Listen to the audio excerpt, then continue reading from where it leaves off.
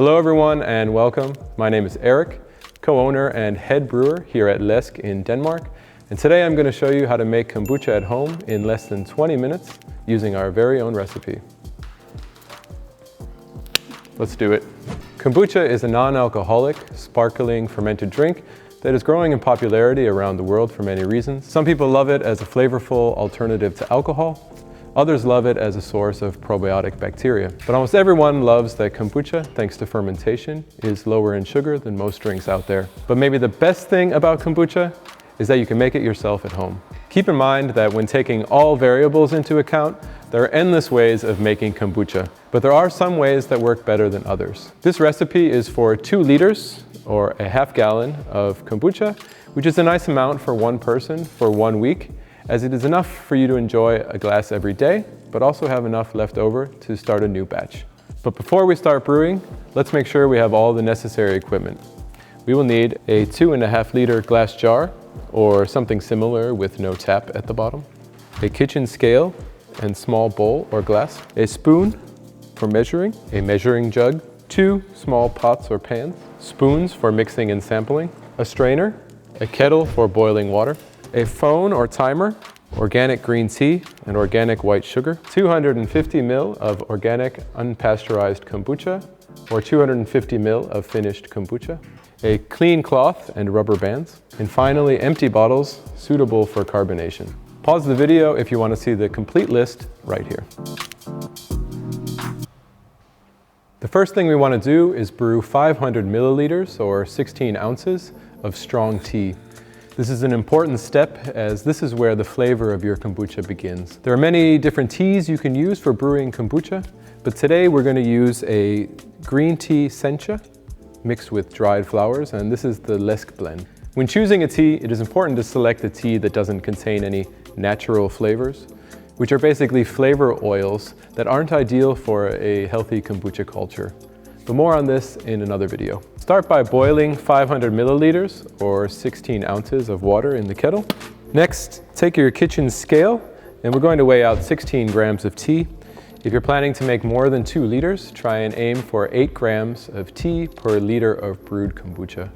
Take one of your small pots or pans and place the tea inside.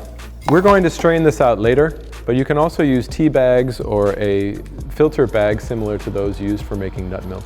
So once the water is done boiling, open the lid and let it sit for 2 minutes. This is just to let it cool down so we're not using it when it's at 100 degrees Celsius. In the meantime, take your phone or timer and quickly go to Læsk.com. Kidding. Set your timer to 12 minutes. And once the kettle is ready, we're going to pour the water over all of the tea and start your timer. During the next 12 minutes, we want to stir slowly, being careful not to spill or splash on your hands. Trust me.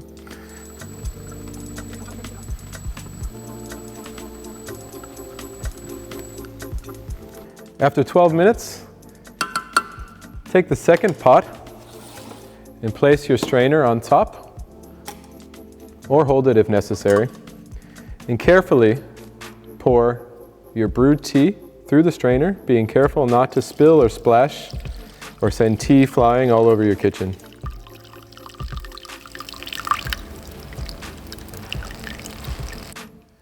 So remember to take a minute and enjoy the smell of your tea. And remember to compare this to how it smells and tastes when it's finished a week from now. Now we are ready to add the sugar that will fuel the fermentation. Sugar is not evil in the kombucha world, but rather vitally important. We're going to use white organic cane sugar. You can use different sugars or even honey. Just keep in mind that changing the sugar changes the fermentation. Think different fuel. But we want to add our sugar now while the brewed tea is warm so it dissolves more easily. So grab your scale and we're going to measure out 140 grams of sugar.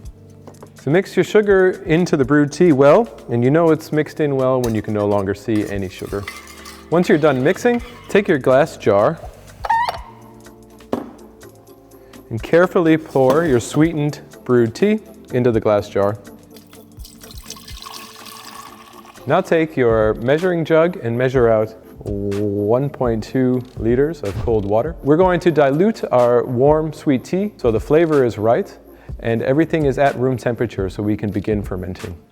Watching hot tea cool down to room temperature would take much longer than 20 minutes, and that would make me a liar. Now comes the magic. It's time to add finished kombucha, known as starter, which will introduce yeast and bacteria and kickstart our fermentation. We need 250 milliliters or 8 ounces of finished kombucha, which is unpasteurized and unflavored, which means that it hasn't had any juices added to it. If you're brewing at home, you can take 250 milliliters of a finished kombucha before bottling. But if you're a beginner or you're looking to start fresh again, you can also take 250 milliliters from a bottle or can of a store-bought kombucha. Today we are going to use our elderflower kombucha in a 250 milliliter can. It doesn't have any added juices or extracts. The name comes from lots of fresh elderflower that we use when brewing the tea. So just open and pour. Now at room temperature with sugar and fresh tea, the yeast and bacteria will begin to transform our sweet tea over the next 7 days from tea to kombucha. Magic. My phone buzzing. Doofus. Pro tip, if you're using a store-bought kombucha as starter and nothing happens, it most likely isn't alive. That kombucha has probably been pasteurized or sterile filtered. In other words, there's no living yeast or bacteria in that bottle or can. Are you wondering why we're not using a SCOBY? The SCOBY, the symbiotic culture of bacteria and yeast, this cellulose structure here on the surface, that's the result of a kombucha fermentation, but is not necessary for kombucha fermentation. All the bacteria and yeast that you need are here in this liquid. We must remember that fruit flies also love kombucha, so take that clean cloth and rubber bands and cover the top of the glass jar. This will keep the fruit flies at bay, but also ensure that the fermentation can breathe and that the bacteria has all the oxygen it needs. Double check that there are no gaps in the cloth.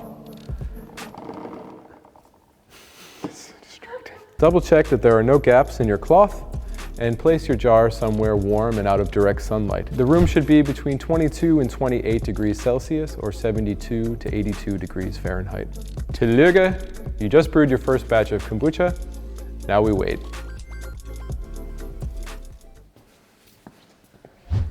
Hello everyone, we're back. It's a new day and it's time to check on the progress of our kombucha.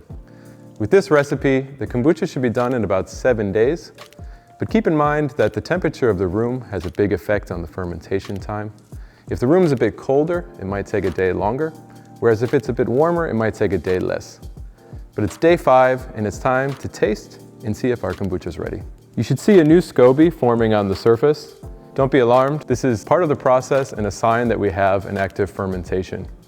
This SCOBY is the result of the yeast and bacteria working hard to create a stable culture on the surface. But more on that in another video.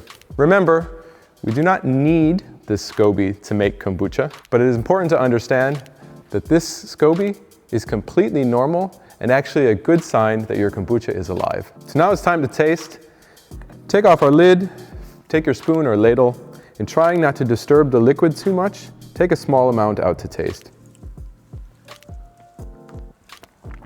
At this point, you should begin to notice that our kombucha is transforming, tasting less sweet and a bit more acidic. We know our kombucha is ready when these two flavors are in balance. So let your tongue be the guide here. That was weird, sorry. If it tastes more sweet than acidic, give it a day or 2 more. But if these two flavors seem about equal, then we're ready to bottle. I highly recommend that you don't let your kombucha become too acidic. Kombucha is at its best when it's balanced. Bottling your kombucha before it becomes too sour is also the key to getting bubbles in your booch, but more on that in another video. But let's taste again just to make sure. This kombucha is still a bit too sweet, so we're gonna give it a couple more days. So it's day 7. I just tasted our kombucha. It's perfectly balanced and we're ready to bottle. So now that our kombucha is ready, we first want to set aside our starter for the next batch. So take a plate or a bowl and carefully remove the SCOBY that's formed on the surface. That was terrible. Big old gorilla hand. You can use this SCOBY in your next batch if you want, but remember it's not necessary. And for the sake of consistency, not recommended. Without mixing, pour 250 milliliters into your measuring jug, cover with a cloth, and set aside. Now find your pot and strainer again, set your SCOBY aside, and without mixing, carefully pour your finished kombucha through the strainer, trying to leave any excess yeast at the bottom. Congratulations, you now have finished kombucha ready to drink or bottle. At this point, you can flavor your kombucha with fresh juice if you'd like. Ginger juice is always a winner. I recommend you try and filter the juice before adding it to your kombucha. A coffee filter should do the trick. Now find your empty glass bottles. Reusing old kombucha bottles is a nice idea. Find another jug, or you can also use a funnel, and we're going to carefully pour our finished kombucha into the glass bottles. You can fill it just almost to the top, but leaving a little bit of space. Seal the bottles tightly, and now we have two options. You can either place this in the fridge to enjoy, or we can set this out at room temperature to carbonate naturally. This is what people refer to as F2 or secondary fermentation. Leave the bottles in the same warm place where your kombucha ferments for about 2 to 3 days. During this time, the yeast will consume some of the residual sugar, which will produce CO2 that is now trapped in the bottles. More magic and more bubbles too. I know many of you struggle with this step, so look for another video with more on the topic. If you do a secondary fermentation, after 2 to 3 days, place your finished kombucha in the fridge. Once it's cold, enjoy your masterpiece throughout the next week. I highly recommend you get your next batch started at the same time as you bottle. This consistency means you will have a happy, stable culture, as well as a steady supply of homemade kombucha. You already have your starter set aside, so rinse out that glass jar, get the water boiling, and go wild. We hope this video gives you a good foundation for making quality kombucha at home. If you have any questions or would like us to cover something more in depth, let us know. We plan to put these videos out on a regular basis, so give us your feedback and keep an eye out for a video with more insights. Until then, keep it real and happy brewing.